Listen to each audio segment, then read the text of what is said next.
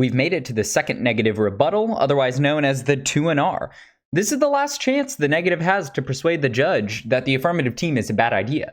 If you've noticed throughout these negative videos, I've put these threatening, scary images at the beginning of each of them, because ultimately that's kind of what the negative is doing. You are the villain of the debate round, not because what you're saying is necessarily bad. I mean, yes, you are tearing down the possibility of hope and redemption of the United States federal government to pass legislation that would fix serious problems in the United States, but you're not doing it because you're an evil person. You're doing it because you're committed to realistic and pragmatic concerns of whether or not policies would work or not. And so your job as the negative team is to really cut against the affirmative team's optimism, the rhetoric of hope and change and taking steps in the right direction. And so this video is really going to be geared towards helping you to think through how to go about doing that in a way where the affirmative team who gets the last speech, which is a huge advantage, won't be able to stand up and give this, hopeful rhetorical appeal to the judge that will persuade them, even if you had been winning the debate throughout the entirety of it. So let's just hop on in. The second negative rebuttal, a lot of the elements are going to feel similar to other speeches. Same type of structure where you have an overview, transition to the stock issues, go for the arguments that you're going to go for, and then kind of summarize with an underview at the end of everything. But I want to emphasize that since this is the final rebuttal, the tone of this speech and the way you go about articulating your arguments is going to be quite different. So because this is a final rebuttal, you should be what I like to call looking back at the debate. Now, what do I mean by this? Think about it. If you're watching a football game, you watch the plays happening before your very eyes, and you know how to interpret what is happening. Now imagine if you were transported into the 21st century with no knowledge of what football was, maybe from say the 1500s, and you were transported here and you were to watch a football game, you would probably have absolutely no idea what was going on. And oftentimes, I think this is a little bit what a debate feels like for a judge, where they don't necessarily know all of the intricacies of how a debate works, of how the technical argumentation works, but they understand some of the basic aspects of the issues at play, but probably not as well as you do. So very much the judge is sort of like an observer of a football game who doesn't really know the rules of football or how it works. Even people who are not really versed in football still understand a lot of the basics, right? But imagine watching a game and a play happens and you don't really know what that play means. Well, this is what a lot of the final rebuttals are all about in debate, is instead of just trying to make up new arguments or just continue to develop arguments in totally new ways and just pretend as if the debate will just keep going back and forth forever. Instead, this is the opportunity. Imagine the dust is settled, the big battle has happened. And in the final rebuttal, what you do is you explain to the judge, hey, this big battle happened, and this is why, based on what happened, we won the debate. Now, I know that's all metaphorical. I know that's all hypothetical. So let's get more specific. I think a good way to think about this is everything should be more past tense in the final rebuttal. You are explaining why you have already won the arguments rather than why you are winning the arguments in the present tense.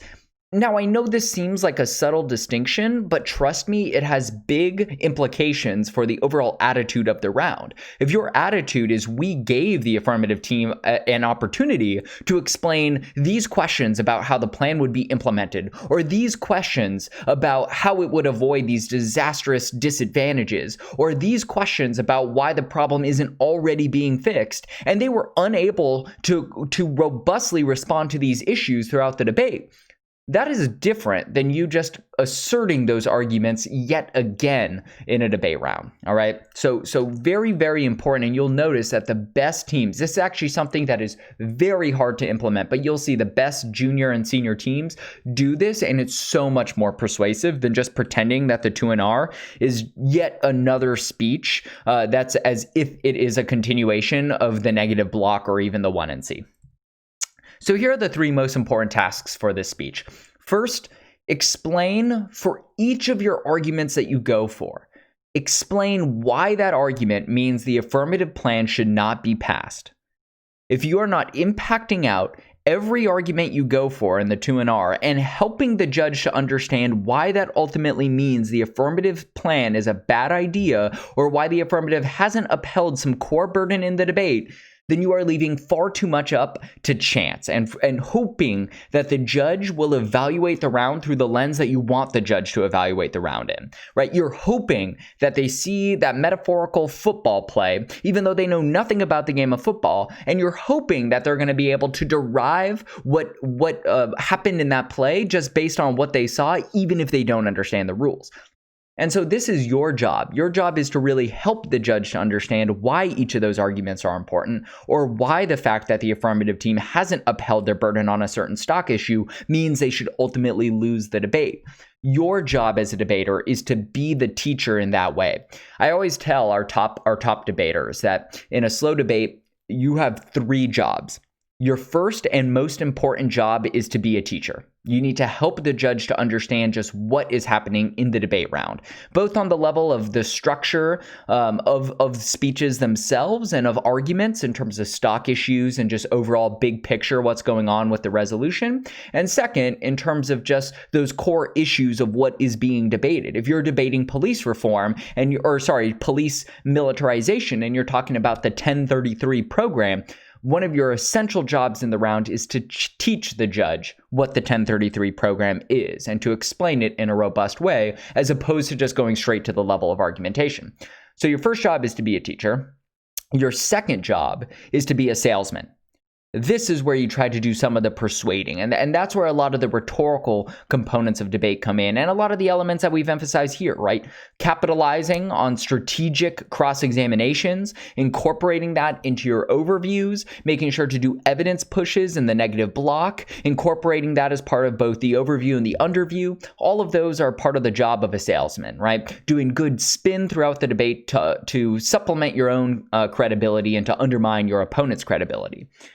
So first is teacher, second is salesman, third and finally is you are a debater. And I would say the biggest mistake debaters make is they think that their primary job is to just be arguing on these minute line-by-line issues. He said this, but actually I disagree for 3 reasons. That is the last part, actually, the least important part of a debate round. It's still an important part, but on the hierarchy of what's most important, your job is to really be a good teacher. And that's what this first point is all about. This first task is really helping the judge to understand why the argument that you think you're winning is so important for the debate round as a whole. And that needs to be explicit.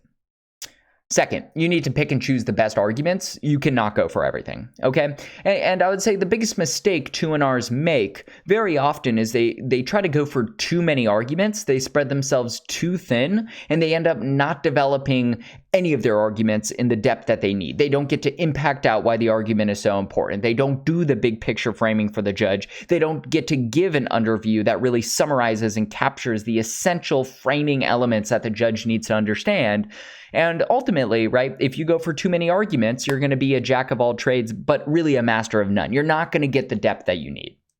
So, I remember my partner would oftentimes stand up and sometimes he would just say, listen, there are 3 reasons why you should vote negative. And he would just lay out 3 reasons. And I know that doesn't feel like a lot. And most 2NRs go for more than just 3 arguments. But still, I think there's a kernel of truth and a kernel of wisdom in that approach of just picking a couple of arguments and really explaining them to the judge.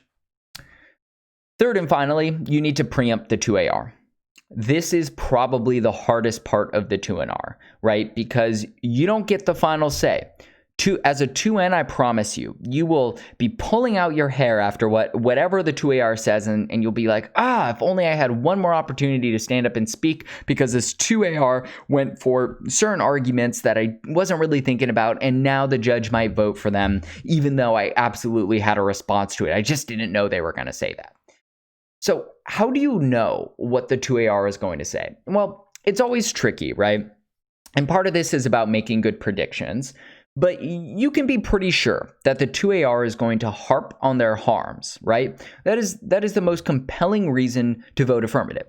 If their affirmative is about letting in Syrian refugees, well, you can be pretty sure that in the 2AR, he's going to stand up or she's going to stand up and give, a pretty compelling dramatic plea to the judge about how hundreds of thousands of innocent people have been wrenched from their homes, are being hunted down by their own government, have been the victims of biochemical weapons, and they are left in the lurch with absolutely nowhere to go, and no other country is taking up the mantle on this question. The United States prides itself on its humanitarian relief around the world, and the United States should step up and help them. That type of story is pretty compelling, right? So you want to make sure to preempt the harms. You can be sure that the second affirmative rebuttal is going to talk about their harms. Second, my other big piece of advice is to really listen to the 2AC. Remember, as you will experience with your partner, there's oftentimes a slight disconnect between the way the one partner thinks about arguments and the way the other partner thinks about arguments. I promise you, 2As, as you're listening to your partner respond to questions in the 1AC cross-examination, you will oftentimes be like, wait, that's not how I would explain it. Why are you saying it like that? A big part of having a debate partner is getting on the same page. But even the best teams, oftentimes there's a slight disconnect between what the 2AR will focus on and emphasize and what the 1A will emphasize and focus on. And so you don't want to think about the 2NR as just responding to the previous speech, the 1AR. Instead, this is the greatest wisdom that any debater could possibly have. You are always, as a debater, not really responding to the speech that just came before, even though it feels like that, right? You've written down all their arguments from the 1AR on the flow. The 2NR is now preparing their own arguments. Now they're going to stand up and respond to what the 1AR has said and really close out the debate. But actually, the way champion debaters think about debate is they are responding to the next speech that's going to happen. Your job as the 2NR is not to respond to the 1AR. Your job, let me repeat that. Your job as the 2NR is not to respond to the 1AR. Your job as the 2NR is to respond to the next speech, the 2AR.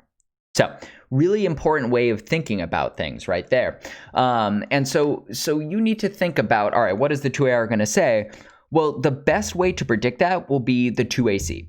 I remember sitting in an important league round. It was a 3-0 Bellarmine team versus a 3-0 team, I think from Midi, I forget. And I remember this other team was really, really good. Now, they didn't do everything the way the Bellarmine teams do, where, they have nice, neat overviews at the top. They really frame the important questions. But this team was good. Like, I was watching them, and I was like, shoot, they are being very persuasive at a lot of points of the debate. And the Bellarmine team wasn't picking up on it.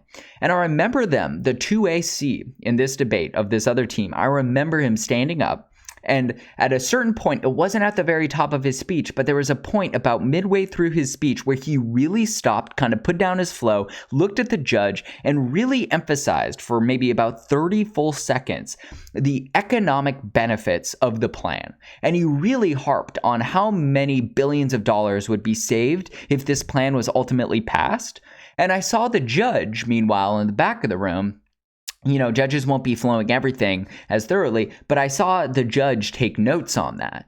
And so immediately in my mind, I was like, this is what the 2AR is going to go for, right? Even though it was only midway through the debate at that point, I could just tell that's going to be what the 2AR is going to go for.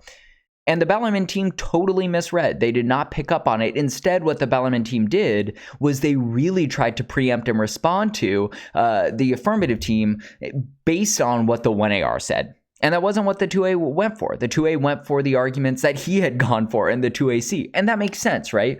So really pay close attention to the second affirmative constructive, right after the 1NC. And really, 2N, the 2N especially, should take close notes on what arguments that 2A seems to be emphasizing, because that will ultimately give you some good insight into probably what that individual is going to go for in their final speech. So those are pro moves, but a preemption is basically just telling the judge explicitly what the 2AR will say and why you've already responded to it. So it's something along the lines of, in their next speech, they will stand up and wax poetic about how we have a moral obligation to save 100,000 Syrian refugees. And we agree. If there was a plan that actually was able to process this many Syrian refugees, and if the federal government had the resources and bandwidth needed to support these refugees as they are brought to the United States, then absolutely we would agree. But at the point at which the affirmative has been unable to answer X, Y, Z, go through the laundry list, whatever, develop that laundry list, then ultimately what we will be left with is huge processing burden that the federal government will be unable to take the burden of, and ultimately it will waste tons of time and valuable resources of the federal government. I don't know, something like that. That wasn't a perfect preemption, but hopefully it gives you the idea. So let's go into the structure. So first, you want to begin with a short overview that reminds the judge of the core negative story and the most important framing issue of the entire round, just like you've been doing. And by the way, if you remember from the negative block, I had ended on this point of the evidence push, right, being incorporated into both the 2NC overview and the 1NR underview.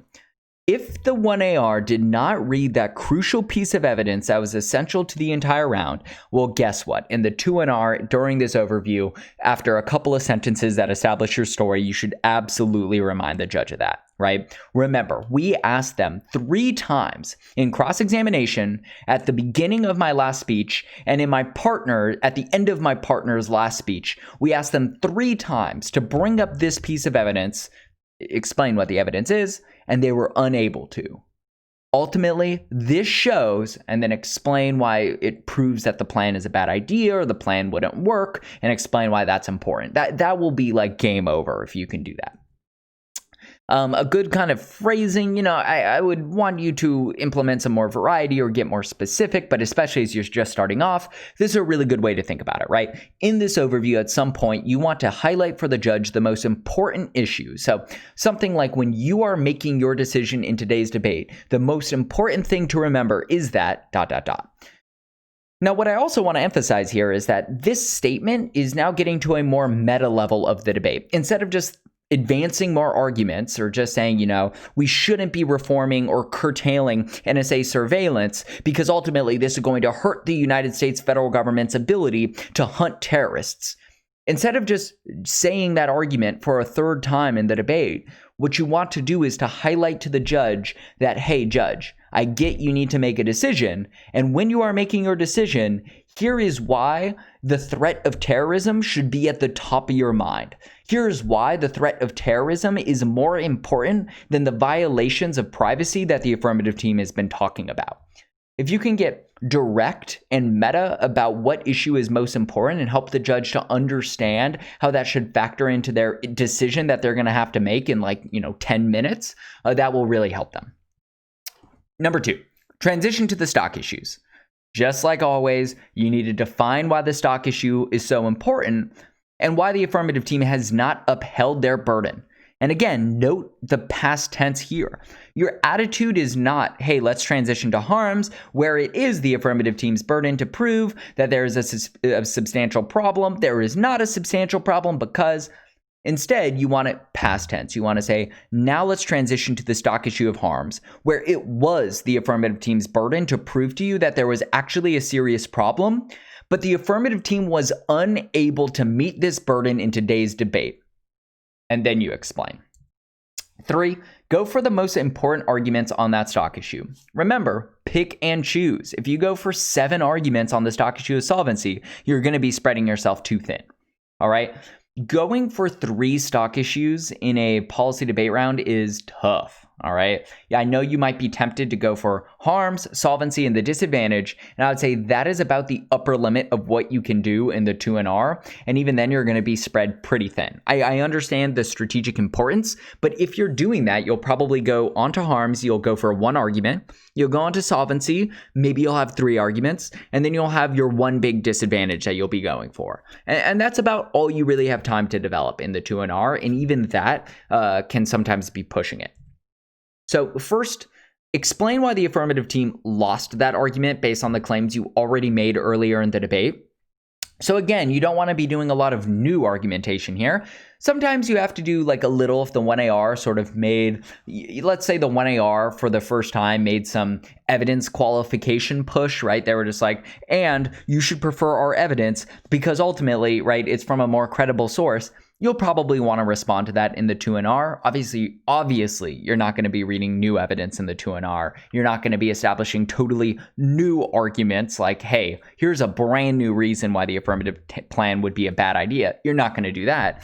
You might need it to respond to some little line-by-line things, but in general, your biggest job is just to explain why the analysis that you've already done has proven that that argument is false, or that the affirmative team didn't win that argument, right?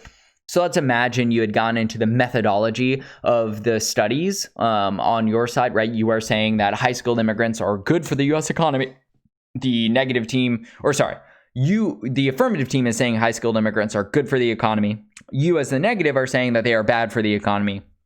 And you were able to show in the cross-examination that ultimately the methodology of their studies didn't account for 3 important variables that are so important for correctly calculating the economic costs.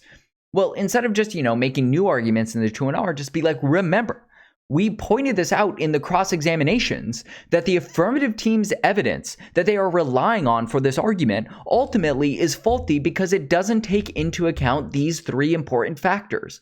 Our evidence from Dr. Johnson explicitly states that unless immigration studies take into account these 3 factors, they are always going to be off in terms of their estimation of the economic benefits or costs of immigration.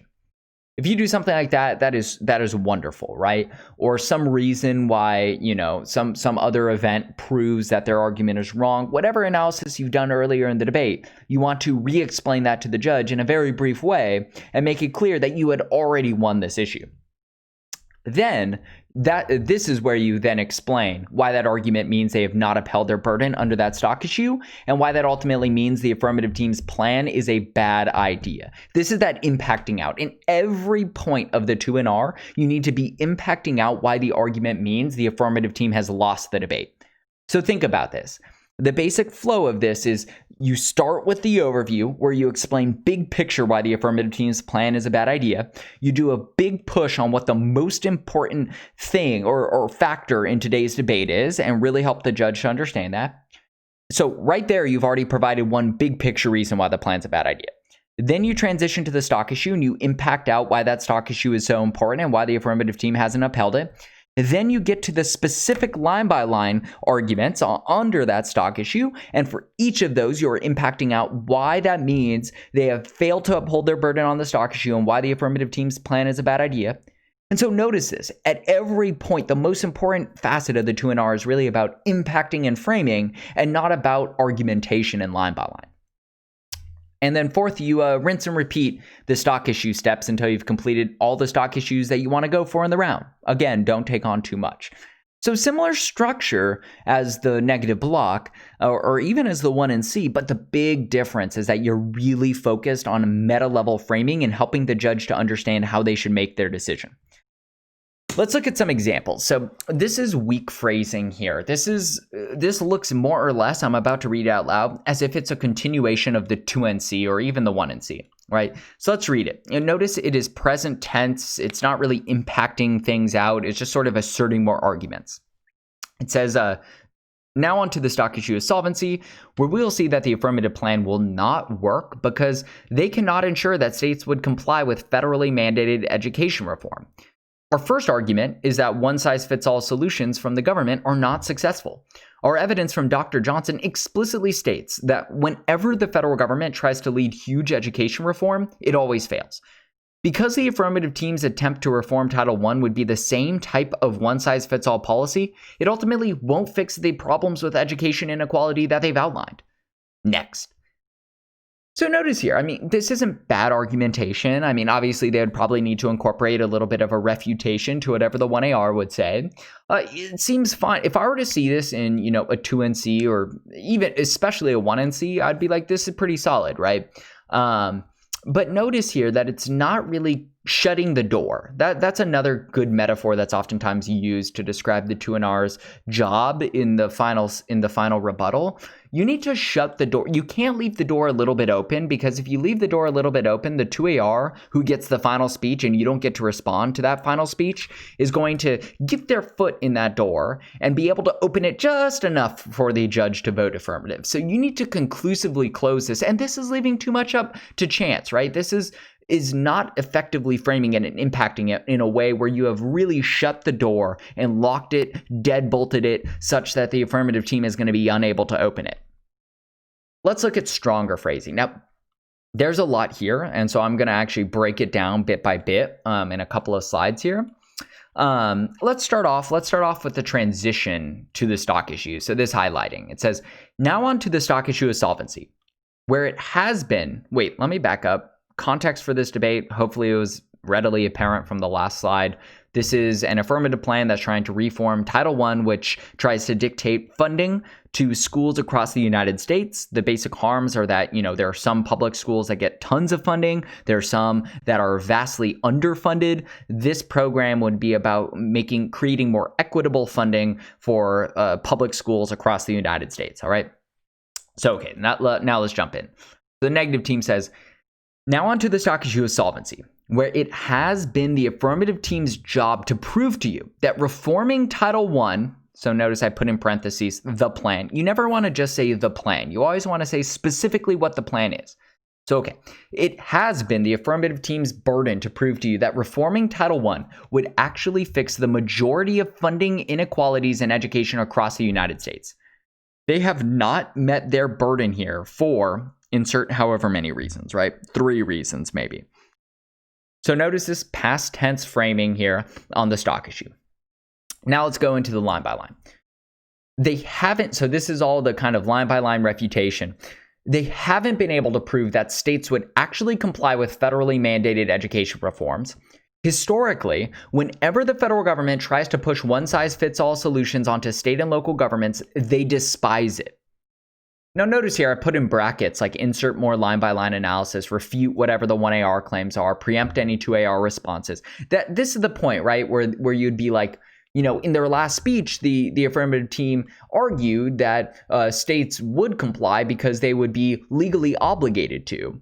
However, note that our evidence from Dr. Johnson specifically indicates that even in the early 2000s, when the No Child Left Behind Act was pushed onto state and local governments all across the United States, over 70% did not comply and there were no consequences.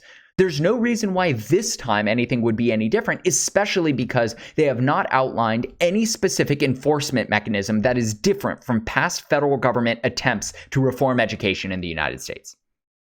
So, okay, that's just like an example of a line-by-line analysis that you might do. Now we get to the impacting. This is this blue highlighting. So notice this next sentence begins, that means. That indicates like, hey, here are the impact. Here's the consequence. Here's the implications of what I just said. That means that the affirmative team passes a plan that is not going to be enforced or implemented in many states across the United States. The affirmative hasn't been able to prove that reforming Title I would actually fix the funding inequalities plaguing education in America. They have therefore fallen short of meeting the burden on the stock issue of solvency. Now notice real quick, I do a little preempt. Don't let the affirmative team tell you in their next speech that they would be a step in the right direction because some school districts would have more equitable funding. No policymaker would pass a plan that doesn't have a reasonable chance of making a significant dent in the problem. That's why solvency is one of the stock issues. So notice with this blue highlighting, this goes beyond what you were probably doing in the 1NC and 2NC or the negative block. By the way, I think brilliant debaters can implement this much earlier in the debate, actually. As I was a 2A and a 1N, my partner and I, in my 1NC, I would try to start impacting and framing the round with phrasing like this right from the beginning. Obviously, I couldn't do it in a past tense because the debate was just starting, but I would try to offer implications and framing like this, and also begin to preempt what I knew the 2AC was going to say. If you can do that from the first negative speech, you will look like a debate god. But anyways, let us not get distracted. The point I'm trying to make here is look at all this blue highlighting. This is the type of implications framing that you need to get to in the 2&R. And if you are doing this type of implications framing for every stock issue, for every argument you go for, the 2&R is going to be so persuasive and compelling. If you don't, then you're just leaving it up to the judge to hopefully connect the dots about why the fact that state and local governments wouldn't implement the plan would mean that ultimately we shouldn't try to fix education inequalities in the United States. Now, it's not, it kind of makes logical sense. Like in your brain, you're like, well, duh, that means the plan would be a bad idea. But trust me, when you're watching a long, complicated debate and there's a lot of issues at play, it's not as duh as you think it would be. And if you don't lay it out for the judge like that, the 2AR will. And then the 2AR will always win. So, okay, let's now finish this. After you do those stock issue steps, the argumentation steps, leave at least 45 seconds at the bottom of your speech for an underview. And this is really important at this point to slow down the pace, to maintain good eye contact. Like this is where you metaphorically put down your flows, put down your evidence. You look up at the judge. You look straight into their eyes. This is your final moment to persuade them. And so you want to make as much direct contact with them as possible. And then you want to explain in very direct, down-to-earth terms why the affirmative team's plan is worse than sticking with the status quo. That's always the two options, right? That's always the two options. And so this is what I would say, this is very useful for novices, what I like to call two worlds framing. And this is the basic idea where you would explain to the judge, at the end of the day, you are left choosing between two worlds, the affirmative world and the world of the status quo. In the affirmative world, here's what would happen. And then you need to just clearly lay out in a sentence or two or three all the bad things, right? We would disrupt all of the progress that's being made right now to actually fix this problem that the affirmative team is so adamant about fixing with a plan that ultimately wouldn't work and instead would have disastrous consequences. Now, everything I just said, guys, you'll want to get much more specific than that, right? You'll want to make it whatever those specific arguments were, just insert those specific versions of the argument, but that basic idea might be a good one. Or we stick with the status quo, where, crime rates or whatever, violence has decreased by 10% every year now, where we aren't spending billions of dollars on an unproven federal government solution, where insert XYZ positive thing that we'd be avoiding. So that's really good framing to do. Here's some good framing issues to emphasize. First, the status quo might not be perfect, but the harms are already being diminished and the affirmative plan would disrupt those efforts. So this is like the big argument you would probably go for under harms, that defensive argument of like, yes, it's not perfect, but A, the issue is not as serious as the affirmative team says, or even it might be getting better. Next, the disadvantages of the plan are more serious than the harms themselves. So this is just a basic like, hey, we agree, we want to help, or we agree that fixing this problem would be good, but not at this cost, right? And so you need to explain that to the judge. You need to explain why whatever that disadvantage is more serious than whatever the harms of the affirmative team are. Third is the plan is a disastrous policy that would be an abysmal failure and a waste of valuable time and resources. So this is just like solvency, like it wouldn't work. So those are kind of the big framing issues. You certainly don't go for all three of them if you don't have all three. I'm just saying like these are the kind of framing issues, the types of framing issues you would want to emphasize, okay? So hopefully this makes sense. I think that was my last point. I know that this is hard. I know that probably as you're listening to this lecture video, you're thinking, oh yeah, no, this seems pretty reasonable. But you'll see, as soon as you actually try to give it to an R, it is going to feel so much harder than what I just theoretically explained in this video. And so it really just takes a lot of time to practice these things. My biggest advice is to watch practice rounds first to see how the varsity guys do this. And second, to practice as much as possible by doing practice debates first. And second, after your practice debate, rewatching the round or rewatching at the very least your speech and especially the 2&R, and then doing what's called a rebuttal redo, where you prepare, right, the 2&R again based on what happened in that round. right? You'll be like, okay, I made these 10 mistakes. I'm going to try to implement this and fix this. I'll use a little bit more prep time to really prepare it. And then you re-give the 2&R. If you do rebuttal redos a lot and often, you will become so good at debate. That is one of the most essential secrets to becoming a good debater, is fixing whatever happened in those final rebuttals, because those are the trickiest speeches. Those are the speeches that if you can master, you will become undefeated as a debater. It will just be so hard to beat you as a debater if you can do these things well. I understand it's a lot to think about all at once, but again, return to this video, practice, and I promise you'll make a lot of improvement, and these things will start to click and make a lot of intuitive sense. So hopefully that helps. Now you have officially finished the negative videos. There's still a lot to learn, a lot to master. We're going to pivot and start going back to the affirmative side of the debate. But hopefully this overall negative strategy of starting with the 1AC cross-X, incorporating to a 1NC overview, to a coherent strategy across the stock issues, deploying that and applying pressure in the negative block, doing an evidence push at some point, and then really closing the doors in the 2&R. Hopefully that overall trajectory of the negative strategy makes sense and you feel more confident about what your job is on the negative and how to achieve that.